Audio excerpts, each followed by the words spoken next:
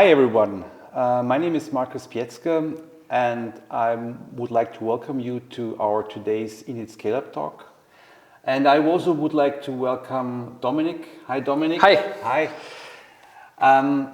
When I was preparing our interview, I visited your website and there it says that you are decarbonizing real estate. How does this work? Yeah, it's actually a very interesting question because many people actually don't know that buildings are very, very important if it's regarding climate change. So buildings are huge carbon emitters, like around 36%, and also huge energy consumption. They need around 40% of the energy in the EU. So for us, we need to solve this. So if we want to achieve the targets of 1.5 degrees that we have set, we need to change the buildings.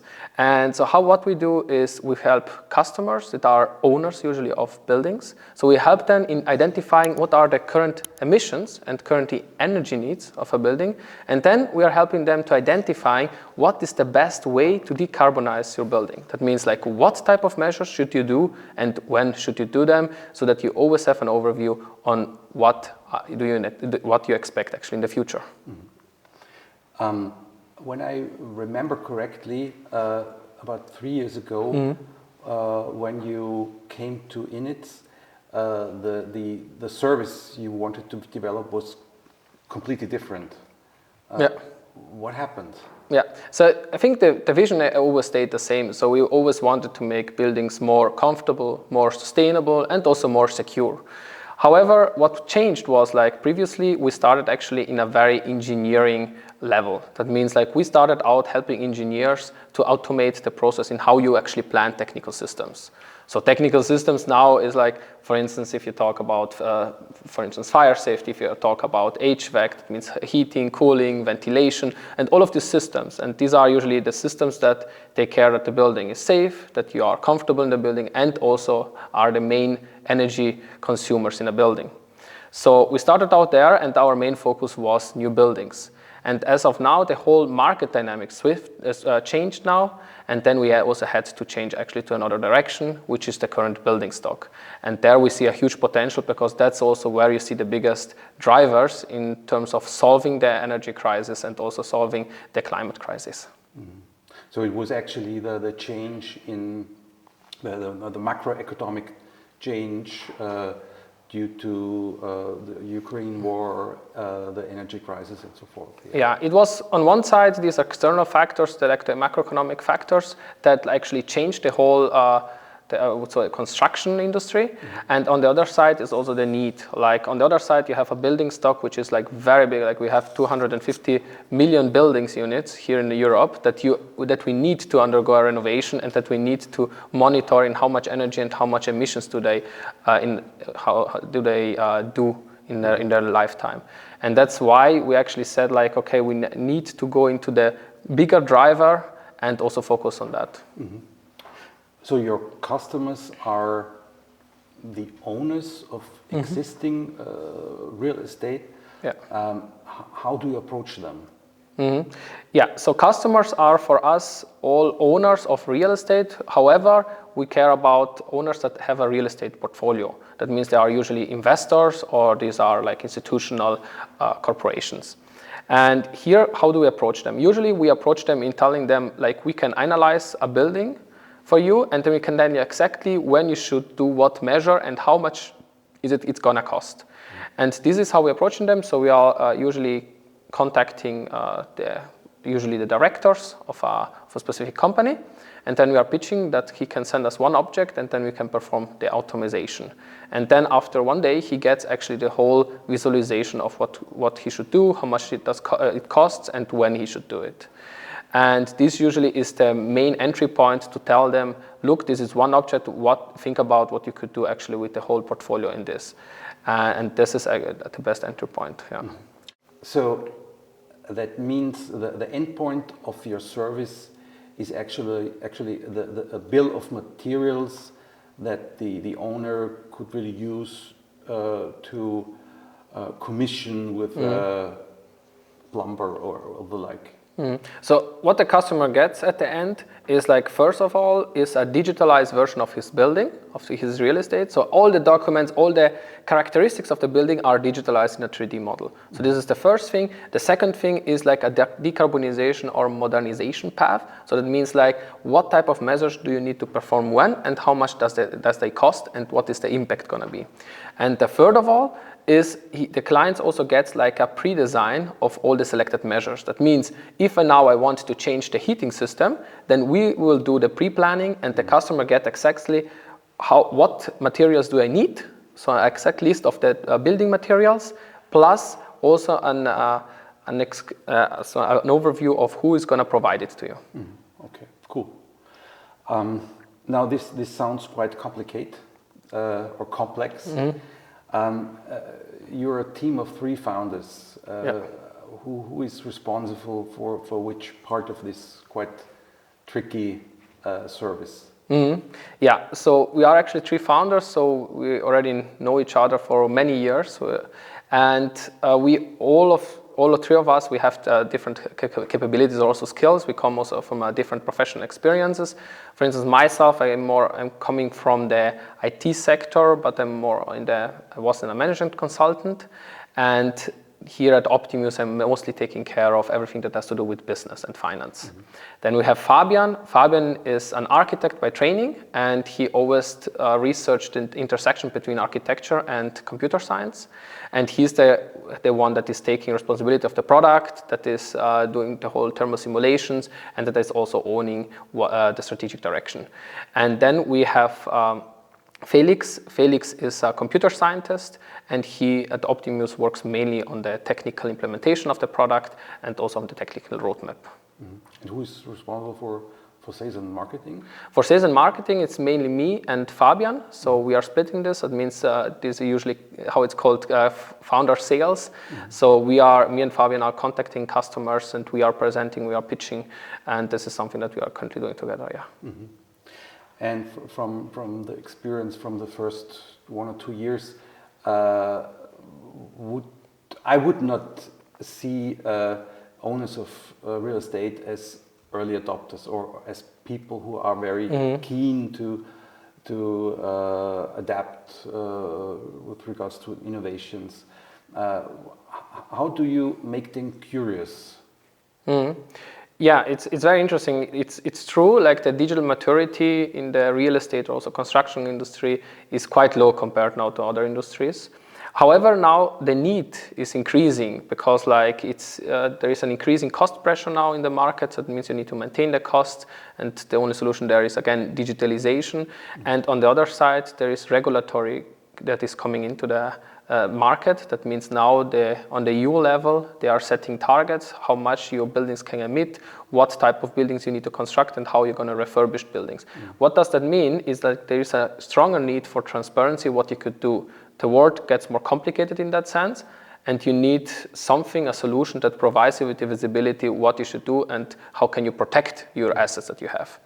So even if the real estate industry is actually not that much digitalized, it offers a huge opportunity for new companies to enter this market and support clients in solving their pain points.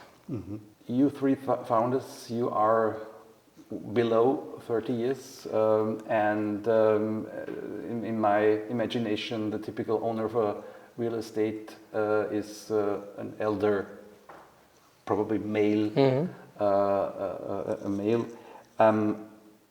Is it difficult to really engage with them and persuade them also? I mean, sales, I think, is for every company, it's very difficult, right? Like you need to propose a value proposition, and then like you need to get paid for it. For us, it's the entry point is usually quite easy because like we provide them an overview of a real estate, which is very hard to get on the market. So the entry point is quite easy. The thing is usually, how you get the proposition that what you're delivering is also right. And this is usually done with partnerships. So it means like we need to guarantee that we are working with respected engineering companies here in Austria or in Germany, and that we also have the backing from them. So this is how we can actually enter and also propose them a solution that they could leverage and also like continue working with it. And on the other side, what we have seen is like that you just have to be driven actually to contact the client and also to show them what you are capable of. And that means like you need to stick to it, you need to learn your client, you need to learn his pain points and then exactly ask him exactly these pain points that he already knows and then that you are able to solve him. Yeah, so you must not be shy to really... Yeah, exactly, yeah. Now I would like to come to the importance of mentors for your company. I think in the preparation you mentioned that this was very important. Can you tell how did you select the mentors and what are they bringing into the company? Yeah, for us the mentors are, I would say, one of the most important parts. So they supported us in deciding what strategic direction should we take, how should we approach clients, and also what clients are the best to approach to. And so how did we find them? It was actually through a lot of incubation programs. So we participated in, like, for instance, INiTS, in the Expreneurs in Munich. And through these programs, we got in contact with experts from the industry. And these experts then, we also asked them if they would support us on the long term, and they accepted that. So that was one way. And the other way was like contacting actually experts in the industry, so like just writing an email or just taking the phone and calling them and asking them that you are motivated, you want to change the industry, and if they would be willing to actually listen to you and having a short presentation and then to support you. And what they actually help us was like, especially one mentor, he supported us in deciding, okay, what direction should we go and how should we work or how should we set up our whole product offering. So this was very important for us because he was actually an expert in this industry for like 20 years. He was an executive in a lot of companies and he knew exactly what works well and what does not. What is their motivation to support you? So it's very different. So for some mentors, there's a motivation that they just want to give back some experience that they gained and also help out young, motivated people to do something and also to change something. So this is one reason. The second reason is usually if they come from the industry, if they see the pain point and they usually also have the pain points, then they want to drive some change. And this is usually the two reasons that you see around. Okay. Yeah. And they're working pro bono. So yeah, they work actually pro bono. And so there is usually some discussions around like if they could invest or if they could be part of the company in terms of like a shareholding agreement. However, nothing was specified as of now. Yeah. Okay, cool. Yeah. Yeah. Maybe another topic that we did not highlight was how are you financed so far? And will you need investors to scale up? Yeah. So as of now, we are financed through two sources.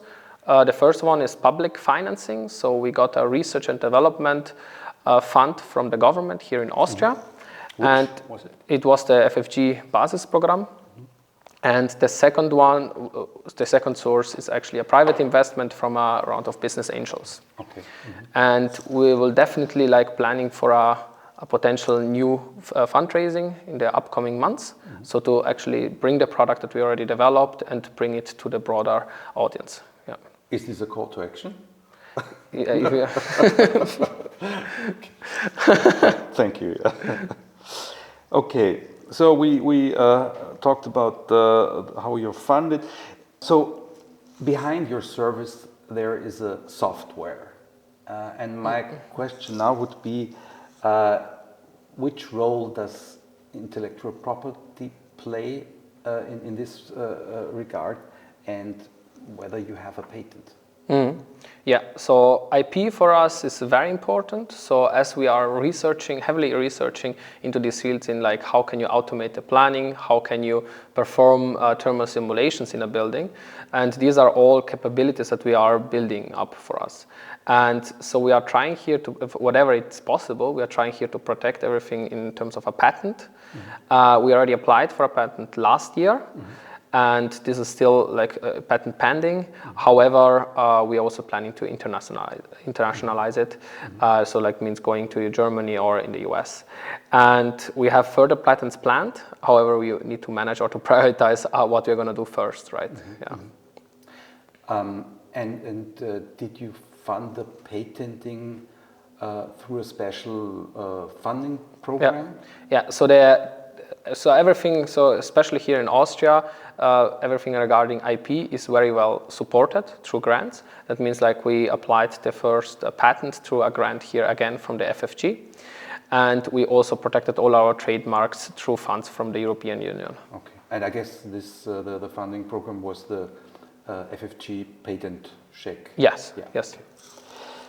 Okay. Yeah, because software, there's a saying you cannot protect software through patents, but it seems that there are ways to do that. It's very true. It's like, especially here in the European Union, it's very hard to patent something that has to do with software, because a patent always needs an implication on the real world, kinda. Especially in Europe, that means like if you patent something, for instance, a process, it needs to have a result in the real world. And for us, it's the case because we patent a system in how you are actually handling a structure of a room or of a building. And this is I would say, the fundamental to do the technical engineering or technical planning. And this is why the patent attorney said like we can file a patent and we might also get it granted here in the European Union. Great, super. Yeah, you mentioned that you will start a fundraising campaign this year. Are there any other challenges you are facing in this year or in the next year? Yeah, I mean, there are always challenges as a startup. You are always like trying to solve challenges and issues. I mean, there are like one big challenge is actually that we bring the product out to the broader audience. That means that we get in contact with big funds, real estate funds, that we have the possibility to pitch our solution, and that these solutions also get onboarded in their portfolio. And the second one is for sure like the macroeconomic environment. Like you see, there are a lot of crises. Everything is changing very dynamically, very fast. That means also we need to adapt to this changing environment, which is like for us as a small company or as a startup is easier than other companies. However, still like with limited resources, we need to be very careful. Okay. Yeah. No, that might become a bumpy road. Yes, for sure. So actually we are already at the end of our interview, and since we talked about bumpy roads, which errors or failures did you commit in the past 3 years that you would like the founders who are listening to us not to do? Yeah, so I think I can also change the question a little bit, like what would I tell young entrepreneurs what they should do? Okay. And this is like the first of all is talk to people. So like no idea, I would say, is worth to being kept secret. So you have to talk to people, get feedback, and always optimize and detail out your idea. So this is like a very, very important feedback for all the entrepreneurs out there. The idea should be out there and you should discuss it with everyone. Then the second one is get the right people on board in terms of team members and in terms of mentors. It means like have the right team, have the right skill set to implement and also to bring the idea forward. And secondly, also bring mentors on board, like bring people that have experience, especially in our industry. It's a real estate industry. It's a very conservative, very old industry. You need people that understand this industry, and you need to have them in your team, and you need to have them believing in you. And the third is having the first believer. First believers are usually in companies. That means like one person or two persons that believe in what you're doing, they believe in your vision, and they are keen to support you until you reach actually the management level, or actually until you sell the product.